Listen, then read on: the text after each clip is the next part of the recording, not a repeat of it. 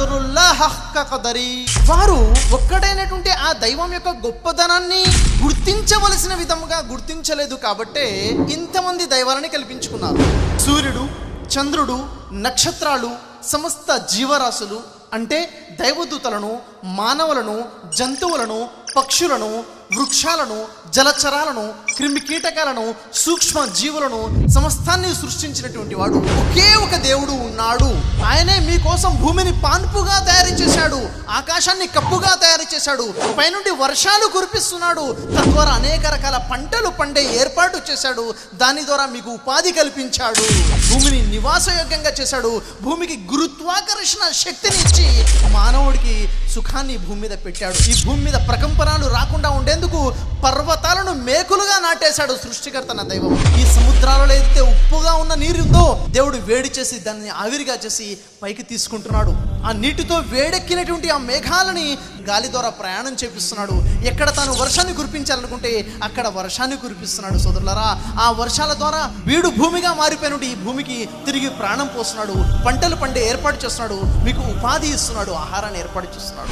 ఆ సూర్యుడు పెద్దనా ఈ భూమి పెద్దనా అంటే తెలియని వారు అంటారు భూమే పెద్దండి సూర్యుడు చిన్నని. చదువుకున్నవారు, సైన్స్ గురించి పరిజ్ఞానం ఉన్నవారు అంటారు లేదు లేదు ఈ భూమి కన్నా సూర్యుడే పెద్ద అంటారు. ఎంత పెద్దగా ఉన్నాడు? 13 లక్షల రెట్లు పెద్దగా ఉన్నాడు ఆ సూర్యుడు. ఈ భూమి తన చుట్టూ తాను తిరుగుతూ ఆ సూర్యుడి చుట్టూ తిరుగుతుంది. ఆ సూర్యుడితో పాటు 9 గ్రహాలు ఉన్నాయి. దీన్ని సూర్య కుటుంబము అంటున్నాము. మరి సూర్యుడు అనేది ఏదైతే ఉందో సోదరులారా, అది ఒక నక్షత్రం మాత్రమే. అది చిన్న నక్షత్రం. మనం నక్షత్రాలు చూస్తున్నాం ఆకాశాలలో. ఆ నక్షత్రాలు చూస్తుంటే సూర్యుడి కన్నా చిన్నగా కనబడుతున్నాయి. కానీ వాస్తవం ఏమిటంటే ఈ సూర్యుడి కన్నా లక్షల రెట్లు పెద్దగా ఉంటుంది ఒక్కొక్క నక్షత్రము. ప్రతి నక్షత్రానికి కూడా గ్రహాలు, ఉపగ్రహాలు ఉన్నాయి. 300 కోట్ల నక్షత్రాలు, వాటి గ్రహాలు, వాటి ఉపగ్రహాలు, ఈ సూర్యుడు, సూర్యకుటుంబం సమస్తము కలిపి ఒక గ్యాలక్సీ.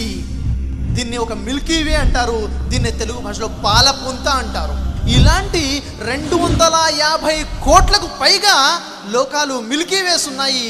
ఈ గ్యాలక్సీలు, ఈ మిల్కీవేలు స్థిరంగా ఒక దగ్గర అలా ఆగి ఉన్నాయంటే అది కాదు, అవి ప్రయాణం చేస్తున్నాయి. 60,20,000 కిలోమీటర్ల వేగంతో ఒక గంటకి ప్రయాణం చేస్తున్నాయి. అంత వేగంతో ఒక్కొక్క గ్యాలక్సీ ప్రయాణం చేస్తుంటే ఒక్కొక్క గ్యాలక్సీకి మరొక గ్యాలక్సీకి ఎప్పుడు కూడా ఏ ఒక్క యాక్సిడెంట్ కూడా జరగకుండా నియంత్రిస్తున్నవాడు ఆ ఏకైక దైవం. సమస్తము ఆ దేవుని ఆజ్ఞ ద్వారానే నడుస్తుంది.